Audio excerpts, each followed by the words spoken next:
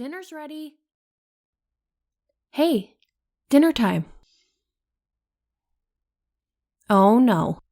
None of that I'll eat later stuff. I'm not falling for that again. Because that's exactly what you said yesterday, and then you ended up gaming all the way through dinner. I think you can afford a break to refuel. Come on. I made your favorite.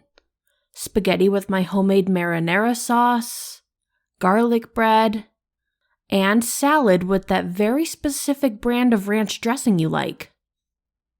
How does that sound? Good enough reason to pause the game? I thought so. Come on. God, this smells so good. Not to hype it up too much, but this is definitely one of my better batches of sauce. Yeah, I guess I did make a lot. My eyes were bigger than my stomach, I guess. But that's okay. That's why they invented leftovers, right? Yum. I was so hungry. My day was jam-packed with meetings, so I only had time to eat about half of my lunch. Hey, you okay? Are you sure? No, I believe you. You just seem a little on edge. Okay. So, how are things going at work? Any better? Your supervisor pushed another project onto you? Does she not realize how full your plate already is? Did you say anything to her about it? Honey, you know you can speak up for yourself, right? She's asking way too much of you, and you need to advocate that to her. I'm just afraid you're going to burn out. What's wrong? You're done? Sweetie, you ate maybe 2 bites.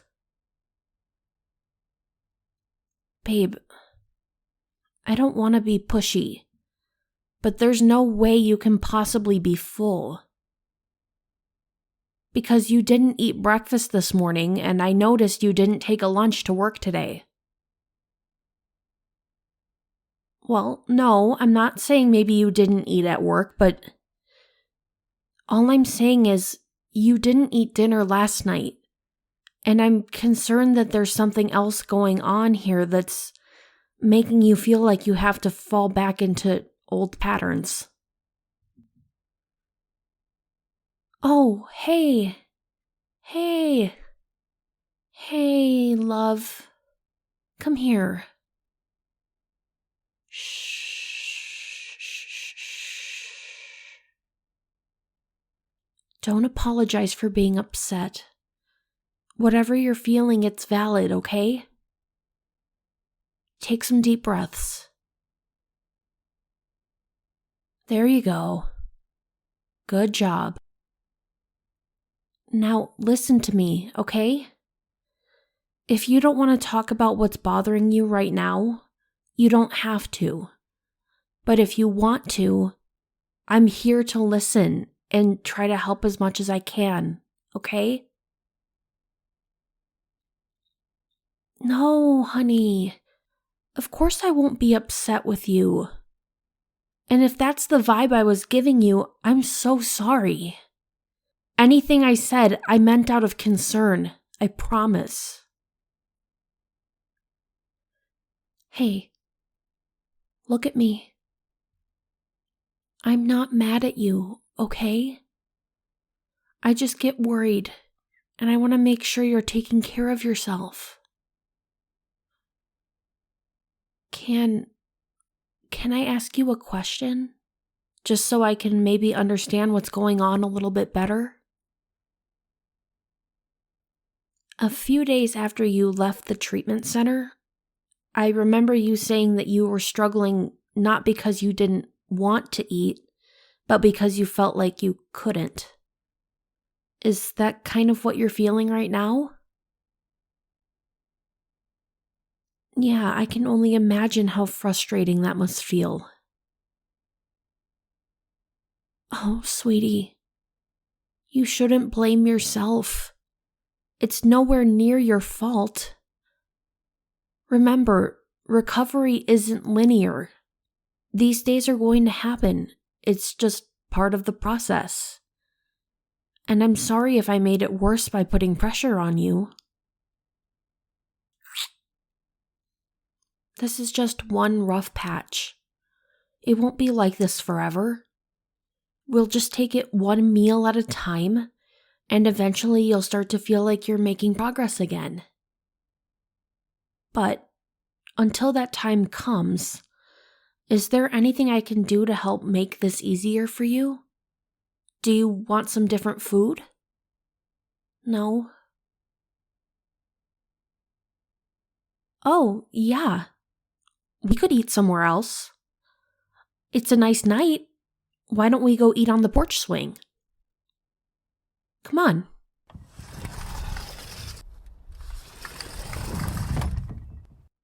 Yeah, see? It's the perfect night for dinner outside.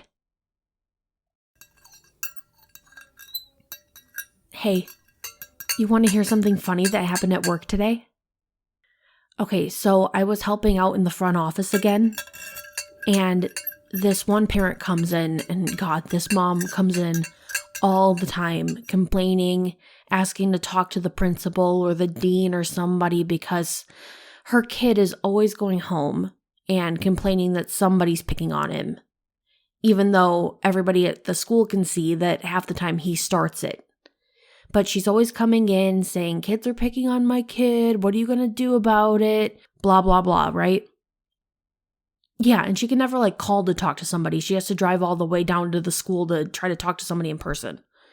But since I was up there working, I gave our usual line of, well, nobody's available right now. You have to make an appointment. And she started getting all pissed off. And so I finally said, let me go get your kid from class and we'll talk to him about it. And she seemed fine with that, so I went and got her kid. And I asked him, to tell me exactly what it was that was happening, that he was supposedly being bullied or whatever.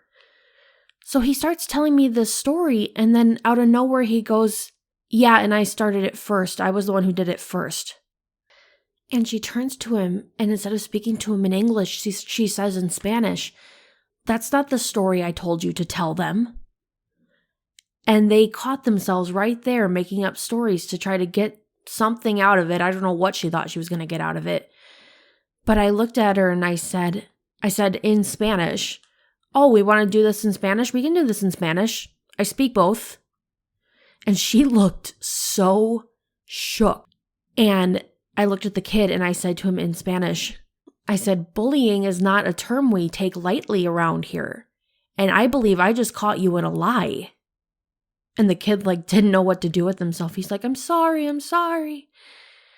And the mom looked so flabbergasted that I had just pulled out the Spanish card and understood everything they said. And so she sent him back to class and she was had her tail between her legs. She was like, I'm sorry. I just want to believe what my kid tells me. And I said, well, next time he comes home and says that, call the school next time instead of wasting everybody's time by coming right down here because it might not be the truth. And she left and sped out of the parking lot so fast.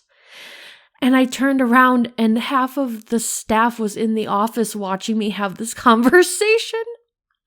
And they could not believe that I had just stood up to that parent because apparently she's given everybody shit before. And I was the first person who really stood up to her.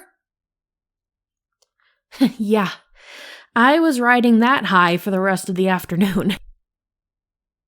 The only problem is that now everyone's calling me the parent whisperer. I'm going to end up being called in to deal with every difficult parent that comes our way. Oh, I meant to ask. How's the new game? I know you were waiting for that one to come out for a while. Is it everything you hoped it would be? Well, that's probably good that it's on the more difficult side. It would be kind of a letdown if it was too easy to win, right? But the story and the graphics and everything are good? Yeah, I'd love to watch you play. I probably won't understand much of what's going on, but I'll do my best to follow along. Well, that's okay. I like seeing you do what you enjoy. It's fun to watch you be so immersed in the world of the game. I feel like you should try streaming when you play. Maybe I'm biased, but I think you're really fun to watch. Maybe other people would think so too. Who cares if you don't make it big? It could still be fun to have your own little community of viewers. Just something that would be fun to consider. All done? All right. Nice job, honey. I'm proud of you. No, you didn't finish, but you ate quite a bit of it, which I think is worth being proud of. The important question is, how do you feel? Still kind of anxious? That's normal, I think. Yeah, I know you're still getting used to feeling full. That's okay, though.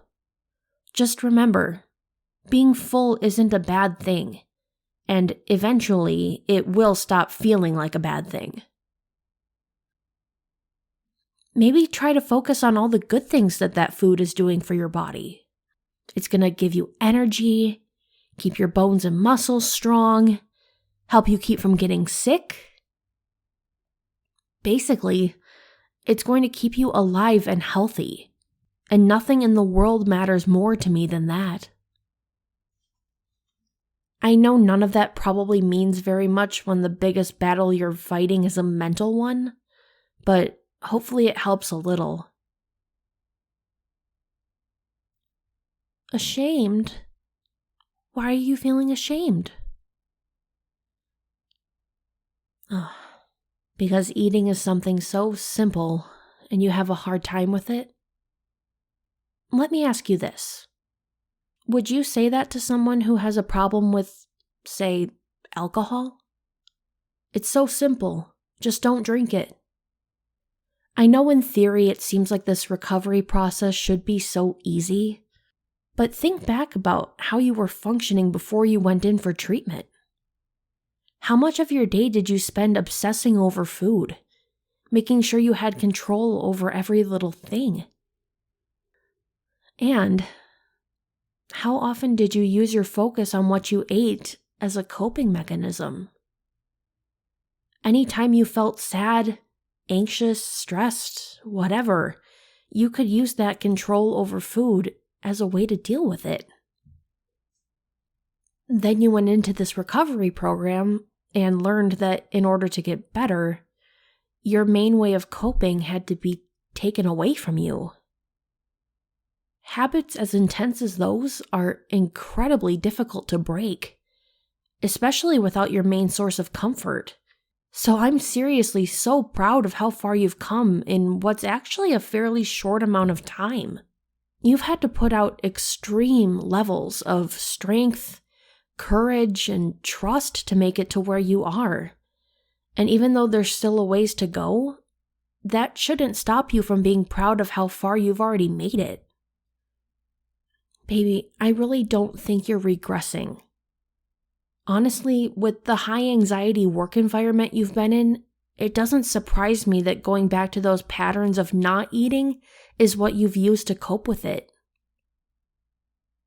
But really, I think this is just a bump in the road. If I made you panic that it was anything more than that, I'm sorry. You're doing so well. I see how hard you're working every single day. And I know you know this, but I'm going to remind you. I'm always here for you, no matter what. We're in this together, and communication like what we're having right now is so important if we're going to stay on the same page.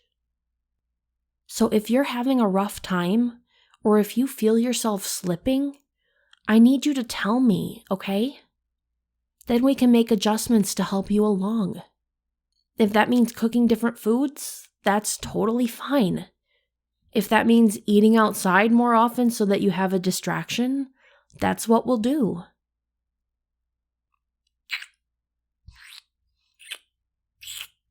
I love you so much.